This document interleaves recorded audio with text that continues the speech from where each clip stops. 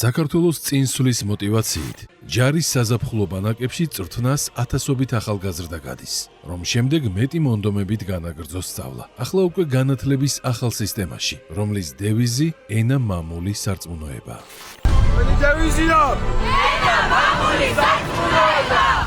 ჯარის ბანაკები განათლების, ასევე თავდაცვის სამინისტროსა და საპატრიარქოს ერთობლივი პროექტია, რომლის მიზანი ახალგაზრდებში ეროვნული იდენტობის ჩამოყალიბება და ქართული ჯარის პოპულარიზაციაა. დასავლეთ საქართველოში ჯარის ბანაკს საჩხერე მასპინძლობს, აღმოსავლეთში კოჯარი. დიდი მადლობა მხარდაჭერისა.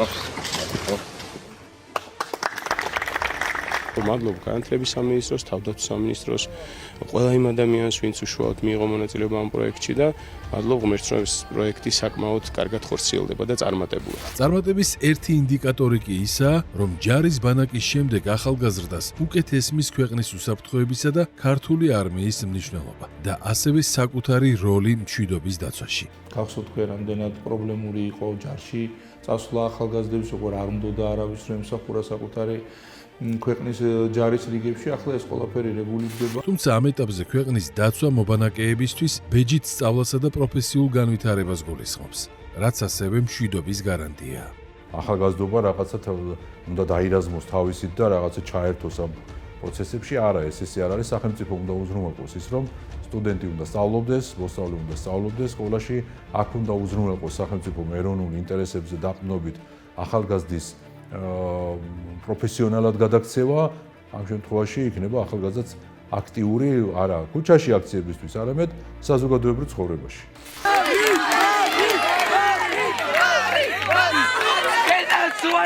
პნევმატური იარაღი პოპულარულია, თუმცა სხვა აზარტული აქტივობაც ბევრია. კოორდინატებით გადაადგილებაში შეჯიბრი, კედელზე ცოცვა, ბარიერების გადალახვა. ეცნობიან სხვადასხვა სამხედრო დისციპლინებს, როგორიც არის სამთო მომზადება, საინჟინრო მომზადება, საცოცხლე მომზადება, გუნდური მუშაობა, ყალიბდებიან ერთ გუნდად, უწევთ სხვადასხვა მცირე დაბრკოლებების გადალახვა. კვირის ბოლოს ჯარის ბანაკის დატოვება არავის უნდა. ქართული არმია კი ფავორიტია. ვისაუბრა კიდე დიდხანს გაგრძელდეს და აქედან წასვლას არასოდეს არ მოვინდოვებდი ალბათ, მაგრამ სამწუხაროდ მიწევს. დიდი სიამოვნებით ჩავერთვებოდი, რომ ყოფილიყავი თქვენი ასაკის წარმომადგენელი, იმიტომ რომ მართლაც უნიკალური პროექტია. ჩვენი ჯარი არის ჩვენი ქვეყნის თვითღობადობის ერთ-ერთი უმთავრესი ატრიბუტი. 23 საუკუნის წინ დაფუძნდა ჩვენი სახელმწიფოებრიობა და იქიდან მოყოლებული ჩვენი ქვეყნის ისტორია და ქართული ჯარის ისტორია არის ერთმანეთისგან განუყოფელი.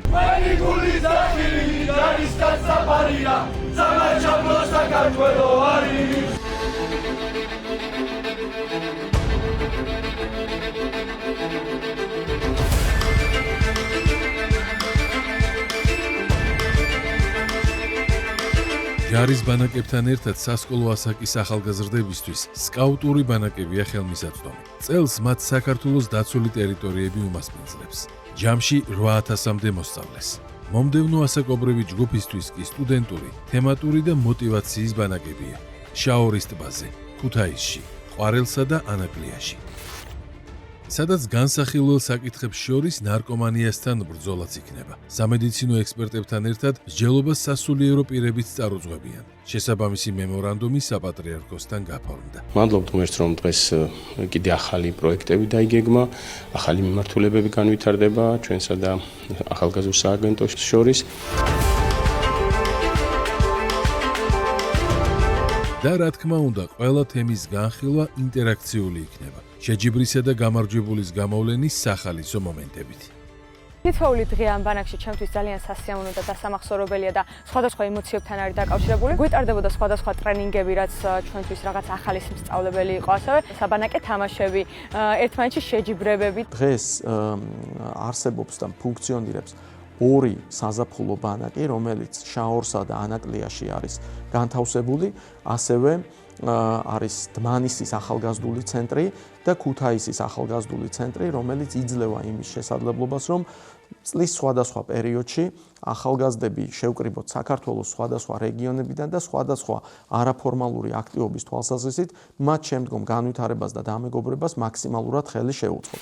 ჯარისა და სხვა თემატურ ბანაკებს, საგრანტო კონკურსებსა თუ უნივერსიადებს ახალგაზრდობის სააგენტო უძღვება. ხელმძღვანელით, რომელსაც სისტემის ყველა საფეხური პირადად აქვს გაკვალული. მე ვარ ვატო ბააკაშვილი, უკვე მე-10 წელია რაც ახალგაზრდულ სექტორში საქმიანობ. ჩემი პირველი სამსახური საჯარო სექტორში იყო შაორის ახალგაზრდული ბანაკის სპორტული კოორდინატორის პოზიცია და მეამაყება რომ ამდენი წელია მაქვს შესაძლებლობა ვემსახურო ჩვენი ქვეყნის ახალგაზრდების განვითარებას და მათი პოტენციალის გამოვლენას. და ესეც გუნდი, რომლის მისია საუკეთესო იდეების გამოვლენა და მხარდაჭერა. დოკუმენტაცია არ არის სრულყოფილად წარმოდგენილი. მოკლეა. ცნობა. ახალგაზრდობის სააგენტოს გუნდი ქმნის ძალიან ბევრ შესაძლებლობას ახალგაზრდებისთვის და მე მიხარია რომ წლიდან წლამდე მზარდი არის იმ ახალგაზრდების რიცხვი, რომლებიც იყენებენ ამ შესაძლებლობებს. კიდევ უფრო მსხვილი ბანაკი ათასობით ახალგაზრდას კახეთში მასპინძლობს და საუკეთესო ინფრასტრუქტურასთან ერთად საოცნებო სპიკერებსაც ახვედრებს.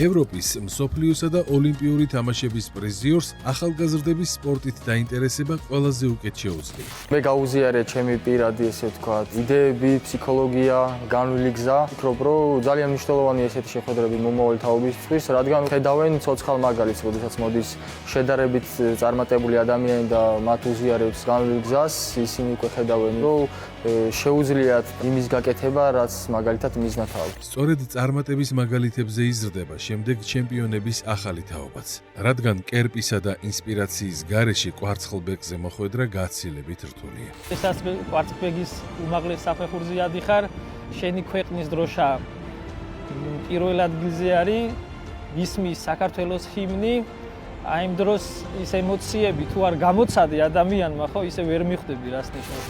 მე გახლავარ თორნიკე გვიჭიანი, სპორტსმენი ლენტეხიდან. ძიუდოსა და სამბოში ევროპის ჩემპიონმა ახალგაზრდობის სააგენტოს კონკურსშიც გაიმარჯვა და მოპოვებული გრანტით ლენტეხში სავარჯიშო დარბაზი აღჭურვა. ესეთი დარბაზის ქონა, სადაც შეხვალ და ყველაფერი გვხდება სავარჯიშოს, რაც ჭირდება ძალიან მნიშვნელოვანია, როგორც პირადად ჩემთვის, ასევე ლენტეხის ახალგაზრდობისთვის, იმისთვის, რომ ახალგაზრდა დაკავდეს ჯანსაღი ცხოვრებით. ცალკეული ახალგაზრდების მხარდაჭერით სააგენტო 100-ჯერ და 1000-ჯერ მეტ ახალგაზრდას წვდება. სათანადო გარემოს უქმნის ფიზიკური თუ გონებრივი განვითარებისთვის.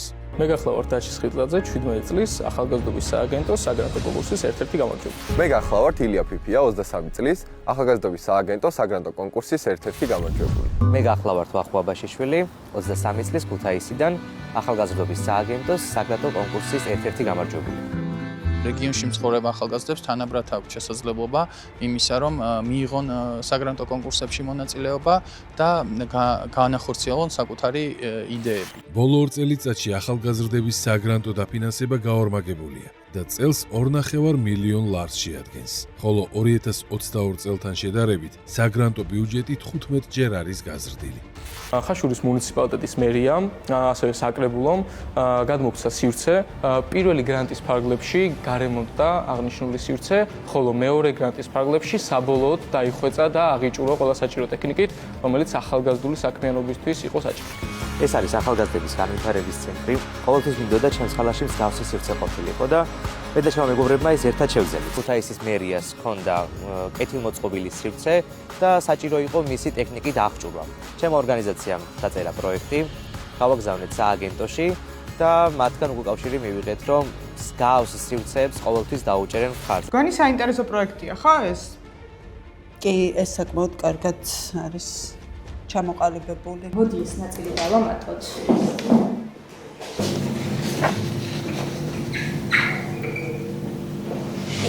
ახალგაზრდულ სივრცეებს გარდა ყურადღებას მუნიციპალური საბჭოების პროგრამაც იქცევს, რომლის ფარგლებში სააგენტოსა და მუნიციპალიტეტის მხარდაჭერით ახალგაზრდები თავად ქმნიან და ახორციელებენ თანატოლებისთვის ათობით პროექტს.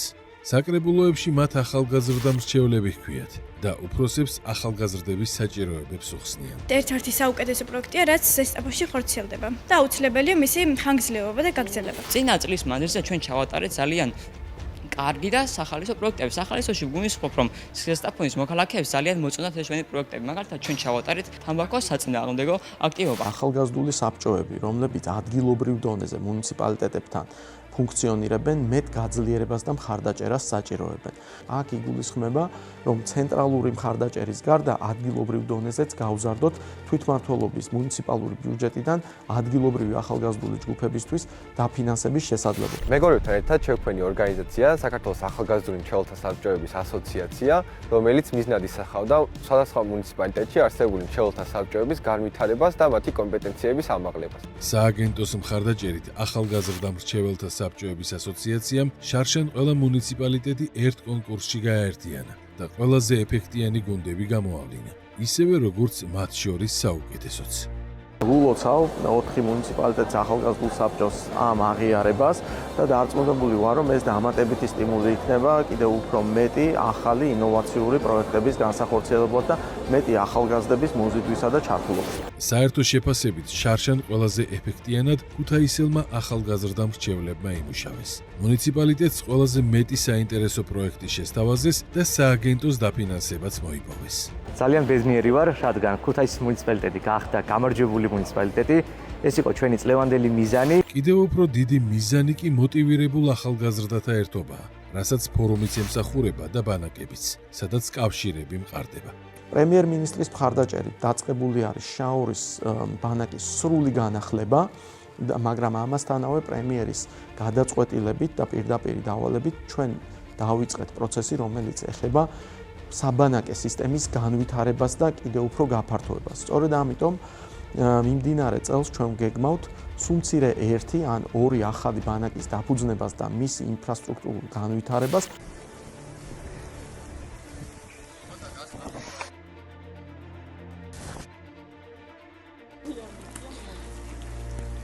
ეხლა ვიმყოფებით ხვარიჭამიაში, სადაც კომუნისტების დროს იყო ახალგაზრდული ბანაკი, აღნიშნული ინფრასტრუქტურა ახალგაზრდობის სააგენტოს ერთი თვის წინ გადმოეცა და ვგეგმავთ აქაურობის სრულ რეაბილიტაციას. ძალიან სასიამოვნო და განსაკუთრებული გარემო არის აქ ახალგაზრდებისთვის და ზოგადად ახალგაზრდობის სააგენტოს გუნდი და სამინისტრო ფიქრობს, რომ ყველა რეგიონში მინიმუმ ერთი საბანაკე ინფრასტრუქტურა შეიქმნას.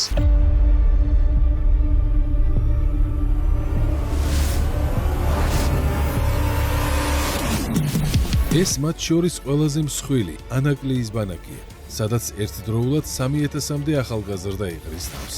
ნაწილი ერთმანეთს სხვა პროექტებიდან იცნობს, სხვები კი ახლა ამყარებენ კავშირს. ანაკლიის ახალგაზრდული ბანაკის შესახებ გავიგე სტუდენტური თვითმმართველობიდან, ასევე ჩემი მეგობრები, რომლებიც უკვე იყვნენ ამ ბანაკში. მეგობრებს მალე სომეხი და აზერბაიჯანელი თანატოლებით შეემატებიან. რაც განათლების მინისტრის ახალი ინიციატივა და ის ახალგაზრდების რეგიონულ ერთობას მისცემს პიწყს. სომხეთთან და აზერბაიჯანთან დავიწყეთ მსგავსი თანამშრომლობა და ეს წელსაც გაგრძელდება და უკვე ტრადიციად იქნება ქცეული. შემდეგ წელს, უпростоოდ მიმდინარე წელს, გვექნება შესაძლებლობა, რომ დამატებით თურქეთის თურქ ახალგაზრდებთან გაკეთდეს ანალოგიური ბანაკები. რაც სამი ქვეყნის მომავალ ლიდერთა მეგობრობას და პერსპექტივაში რეგიონის ერთიანი პოლიტიკის ჩამოყალიბებას მოემსახურება. მთავრობა თითოეულ პროექტს ქვეყნის წინაშე მდგარი გამოწვევების კონტექსტში გეგმავს და თვლის, თორემ ანაკლიის ბანაკს სხვა მთავრობაც ახსოვს, სულ სხვა გეგმითა და მოწოდებებით. შეგიყვარდეთ ერთმანეთი, სხვა შორის ტყეები და ბუჩქები საკმარისათაა, რომ გაისეინოთ, გამოისეინოთ. ყველა იგულისხმეთ ეს.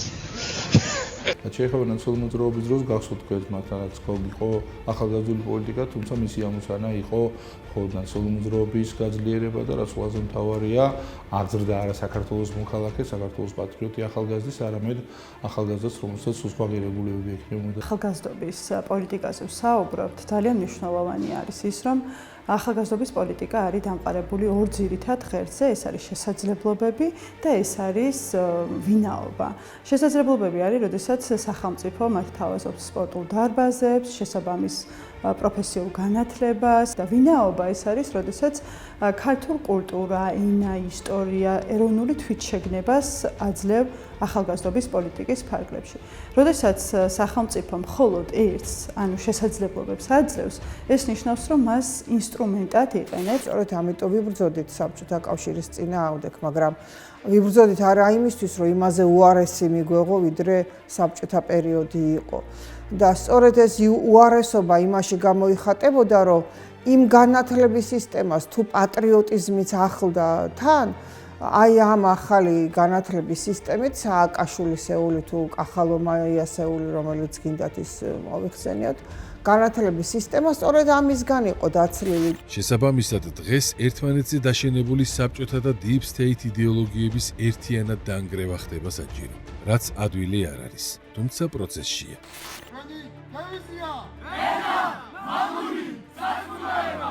ეს ჯარის ბანაკის ახალგაზრდები არიან.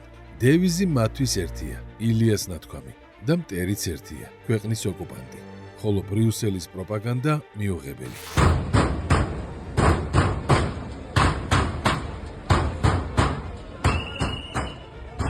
ეს კი ნაც აქტივისტი ახალგაზრდები არიან. დევიზი ცეცხლიდან გრევა, მტერი სამართალდამცველი. ეს მიშას არმია, როგორც თავად უწოდებს და გისოსებს მიღმაც მათ ქაოსისკენ მოუწოდებს. ჩვენ კიდევ ყავს ახალგაზრდობა, მიშას თაობა, ამიტომ მეგობრებო, კაივართ მაგრა, მეგობრებო, იმჯით ბოლომდე, მეგობრებო, ვიმარჯვეთ. მათი გამარჯვება კი ასე გამოიყურება.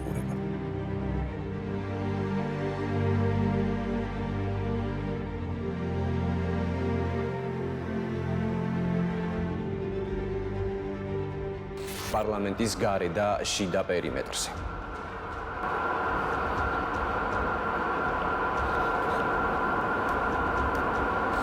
როგორ მოახერხეს ახალგაზრდების გახლეჩა და ტვინის ისე გამორეცხვა, რომ იდეალი მათთვის არა გმირი წინაპრები, არამედ აკაცუკები არის. მიკეთია აკაცუკის ნიშანი. დღეს თქვენთან არის აკაცუკი, თქვენთან არის გონდორი, როჰანი, ფროდო ბეგინსი, ჰარი პოტერი, გრიფინდორი, რა ვიცი, ატრეიდესების საგვარეულო. ყველაფერი, რაც წაგიკითხავთ, ვის იდეალებზეც გაიზარდე. განათლების სისტემა, რომელსაც მოძრაობამ შექმნა, მათ შორის ბრიუსელთან კოორდინაციის, სწორედ მიზნად ისახავდა ისეთი ახალგაზრდობის, ისეთი თაობის აღზრდას, რომელიც დაცლილი იქნებოდა ეროვნული ღირებულებებისგან, პატრიოტიზმისგან, სუვერენიტეტის გამტკიცების სურვილისგან და იქნებოდა უფრო მეტი აქცენტი გაკეთებული თავისუფლებაზე და ნაკლებ ვალდებულებებზე, ვალდებულების საკუთარი ქვეყნის წინაშე, ოჯახის, მეგობრების წინაშე. მიშა სააკაშვილმა გააკეთა კიდევაც ესეთი განცხადება, რომ მეო ახალი ქართველის მიღება მინდაო, რომ ახალი ქართველი უნდა მივიღოთო ჩვენ აი ამ ჩვენი რეფორმითო, რომელიც განათლების სისტემაში მიმდინარეობდა. ახალი ჯიშის ქართველი უნდა გამოეყვანა.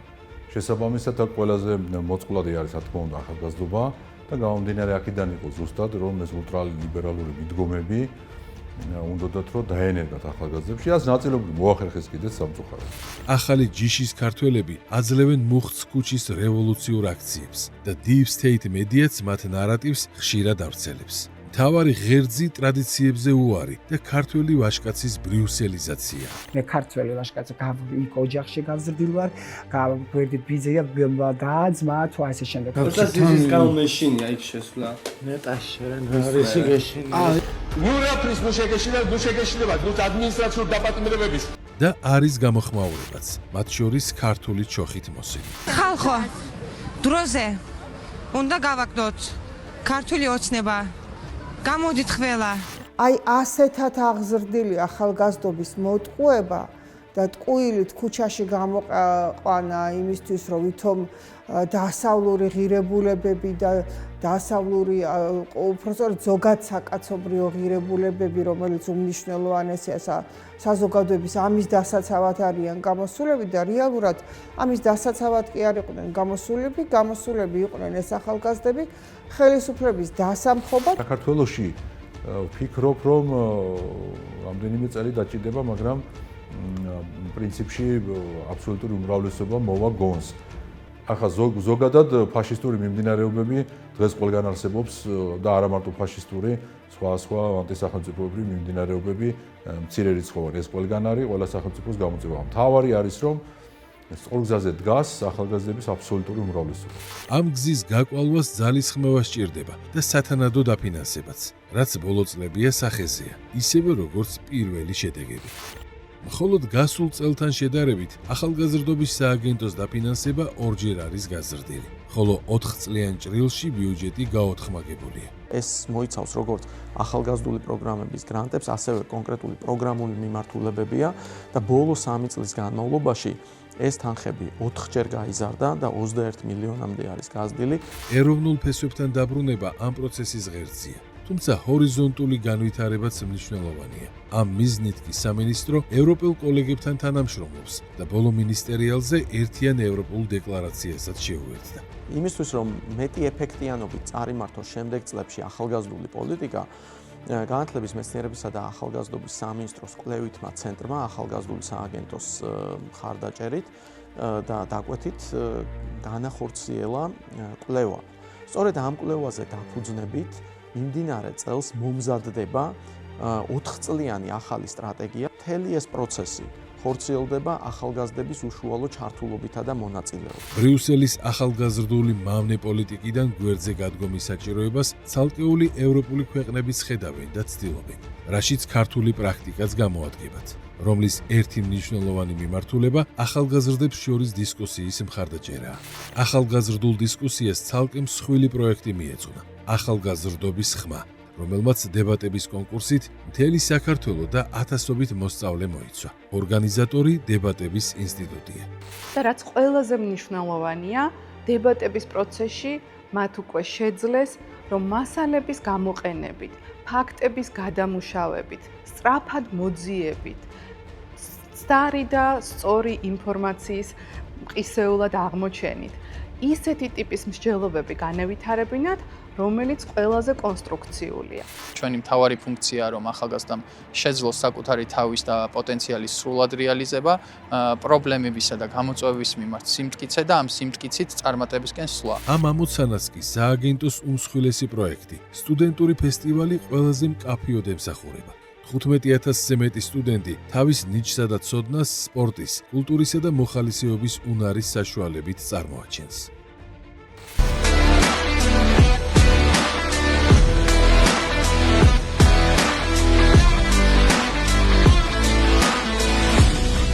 აქვს შესაძლებლობა, რომ შეეჯიბრონ ერთმანეთს 20-მდე სპორტის სახეობაში, კულტურული მიმართულებით, შემოქმედებითი მიმართულებით, ასევე განათლების კომპონენტი არის აღნიშნულ ფესტივალში და რაც ყველაზე საინტერესოა არის მოხალისეობრივი კომპონენტი, სადაც ახალგაზრდები წარმოადგენენ სხვადასხვა სოციალური გამოწვევის ირგვლივ იდეებს და შემდეგ უკვე ამ იდეების ორიგინალური გადაჭრის გზებს. ჩვენთვის მნიშვნელოვანია მაქსიმალურად ხელი შეუწყოთ ახალგაზრდების განვითარებას, მათ შემდგომ წინსვლას და ყველანაირი მხარდაჭერა იყოს იმისთვის, რომ არსებობდეს შესაძლებლობები ამ განვითარებისა და წინსვლისთვის. მასშტაბური ახალგაზრდული ფესტივალის სტუდფესტი 2025 გამარჯვებულები დაჯილდოვდნენ. ფესტივალში მონაწილეობა 15,000-ზე მეტმა სტუდენტმა მიიღო. მოვიპოვე პირველი ადგილი ქართული ცეკვების კონკურსში. ვარ ძალიან ბედნიერი, რომ ჩემმა უნივერსიტეტმა პირველი ადგილი მოიპოვა. მოხალისეობაში შეჯიბრი არც სცენაზე ან სტადიონზე და არც აპლოდისმენტებითა და ოვაციებით წარმართულა. თუმცა სააგენტომ სტუდფესტის ყველაზე საყურადღებო კომპონენტად მიიჩნია და მასში გამარჯვებულები პორტუგალიაში სასწავლო ტურით დააჯილდოვა. მათი ისტორიები სოციქსელში გავრცელდება. ესენი არიან ახალგაზრდები, რომლებიც ესეთ კეთილ საქმეს ისე უჩუმრად აკეთებენ, ხშირ შემთხვევაში საზოგადოება კი არა, ზოგჯერ ოჯახის წევრებმაც არ ეციან, რას აკეთებენ თავისუფალ დროს ეს ახალგაზრდები. ეს იყო ჩვენი ერთ-ერთი მთავარი მიზანი, რომ მოხუცებულებთან ქონოდა ურთიერთობა, კომუნიკაცია, დამეგობრებოდით და ასევე მათთვის შეგვესწავლა ტექნოლოგიები და ეს წარმატებით განხორციელდა. მე პირადად მე ახლა ვეზიარე ამ ტექნიკას და ლაზარეს მეშვეობით ნელა-ნელა ვითვისებ. შევეგვია ისე რომ არც მინდა რომ თავი გავანებო. 88 წლის ქალი ვარ. სულ სხვა არაკეთილი საქმეებისთვის აფინანსებდა და ამზადებდა ახალგაზრდებს ბრიუსელი და მისი მეხუთე კოლონა, რაზეც წლები და ასობით მილიონი დაიხარჯა.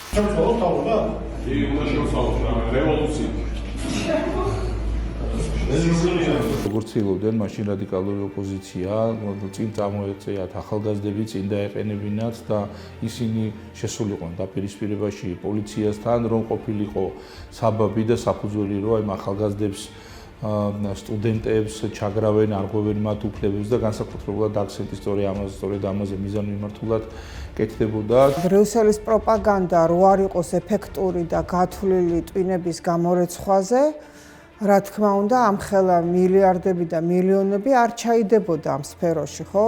რა თქმა უნდა, ასეთ ბინძურ პროპაგანდას საკმაოდ სერიოზული შედეგები აქვს საზოგადოებისთვის. სწავლობ პროგრამირებაზე და მინდა რომ კოდები დავწერო. ხა რაში მაინტერესებს ქართველი არის ისტორია თუ რაღაცა. ეგეც არჩევანია. მინდა ომი რა გინდა? ამები! ნუ გაატრაკეთ საქმე, წამოდი! რევოლუცია, რევოლუცია! რევოლუცია, რევოლუცია! განათლებაში, როდესაც აცლი იმ ძირითად ფესვებს, რაც არის ეროვნული თვითშეგნება და ადვილად манипуლირებად ხმი, ადვილია მე უკვე ახალგაზრდების გარეთ გამოყვანაც, რომლებსაც მიაწოდეს სწორედ ის ღირებულება მოკლებული განათლება. ჩემო ახალგაზრდებო, თქვენ ჩვენი შვილები ხართ, ხედავთ. ჩვენ თქვენთვის მოვსულოთ. ძალიან ვთხოვთ. საქართველოს მშვიდობა გქონდეს. არც ლოცვაჭრის და არც პირჯვარი. უცხო იდეალებისთვის მზად არიან დაარბიონ პარლამენტი, ეკლესია, რწმენა თუ ტრადიცია. რატომ? რადიო თავისუფლების განმარტებით მიზანი მარადიული ძალაუფლებაა. ამ ჯგუფის საბოლოო გეგმა უსასრულოდ სუკვინუმის, მასობრივი ილუზიის შექმნა. ამაში მათ ლევამოსილი გიგანტური ხე უნდა დაეხმაროთ, რათა მოჩვენებით იმ მშვიდობა დამყარდეს. ხალხი ილუზიურ მშვიდობაში იცხოვრებს სამარადისობს, ძალაუფლება კი აკაცუკებს ექნება, მარადიულად. ძლევამოსილი ხე, რომელიც აკაცუკებს ეხმარება ბრიუსელშია და საფასურად ძალაუფლებასაც მას გადასცემენ. ქართულად ამ ისტორიას ვარდების რევოლუცია ჰქვია და ის უსახელოდ დასრულდა.